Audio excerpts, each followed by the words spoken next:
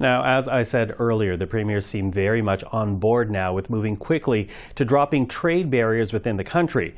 It's a matter I talked with the New Brunswick Premier yesterday as we discussed the impact the tariff threat is already having on her province. Here now is my conversation with Premier Susan Holt. So here we are, days into this 30-day pause when it comes to those Donald Trump tariff threats. You know, the dollar has bounced back, markets have bounced back.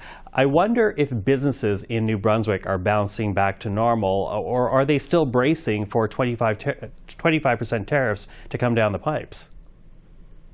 Oh, I think everyone here is still braced. A 30-day reprieve really will go by in the blink of an eye. And so until we can be reassured that our tariffs are off the table and won't be placed on the Canadian economy, then I think our businesses will remain braced and really pausing any major investments or initiatives at this time. Yeah, pausing investments. What does that mean for you as a government as you try to figure out what the fiscal outlook looks like and what your province will need in the months ahead? How difficult is this pause for you?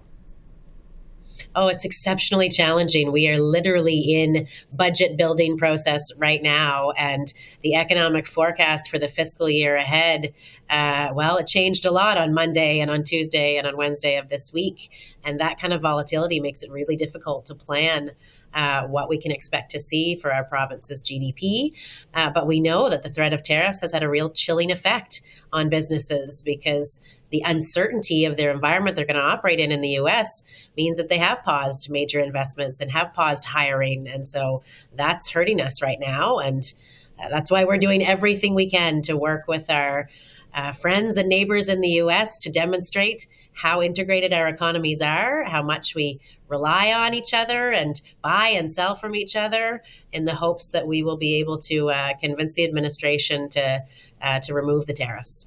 So hard to predict what's going to come down the pipes. And we've already heard musings of perhaps Ottawa stepping in and supporting businesses and individuals if these punishing tariffs actually come through. I'm wondering, you, Premier, as someone who sat around the table with the Prime Minister and the federal officials, what type of assurances have you gotten, signals that you've gotten that there will be financial support for people who experience hardships because of tariffs in your province? We did get those assurances from Minister LeBlanc, who joined one of our first ministers' meetings last week, I think it was, to lay out what the government was thinking in terms of support, modifications to EI, access to credit for businesses. We talked about labor market development agreements could be retooled to help people. And so we've asked the government to make sure that those are ready, fully ready to be deployed really quickly, should they be needed in March. And we're doing the same on our end here in New Brunswick, looking at the tools that we have to help provide support to workers and to entrepreneurs who will find their businesses really challenged by these tariffs. Mm-hmm. There have also been meetings around interprovincial trade, of course, taking a greater importance now with these tariffs. We're in the midst of a 30-day pause. How much can actually be achieved in terms of freeing up internal trade borders before these tariffs are supposed to happen in the first week of March?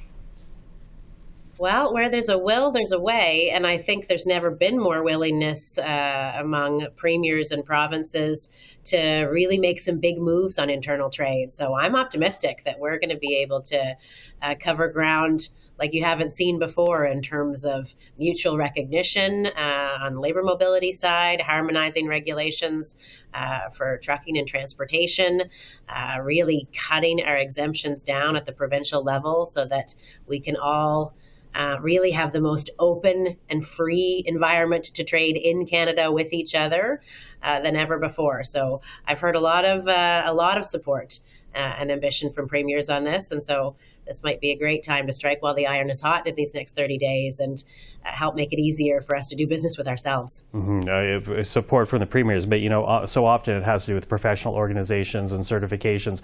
From what you're hearing from your colleagues, are those bodies within provinces also expressing a willingness right now? Well, I think they're getting wind that this is something that we're ready to push and do, and I hope they'll be on board, because in the face of what the U.S. is proposing, we need to do everything we can to make Canada an easy place to do business and take away the artificial barriers that cost our economy. Now, of course, there's also talk about if and when these tariffs happen, if they happen, that export taxes might, for example, be slapped onto natural resources as a retaliatory measure. Would you be supportive of that? Oh, look, that's not something that any of us want to see happen in our provinces or our economies. It's very much a measure of last resort, and thankfully, we're quite a few steps away from that last resort. This reprieve has been really positive. It's a good sign that I think our countries can work together, and I'm optimistic that come March, there'll be more good news, whether it's a reduction of tariff to 10% or maybe an elimination altogether. So I think we're a long way from the export tariff conversation. Okay. Premier Holt, thank you for this. Again, always appreciate the time. Likewise. Thanks, Michael.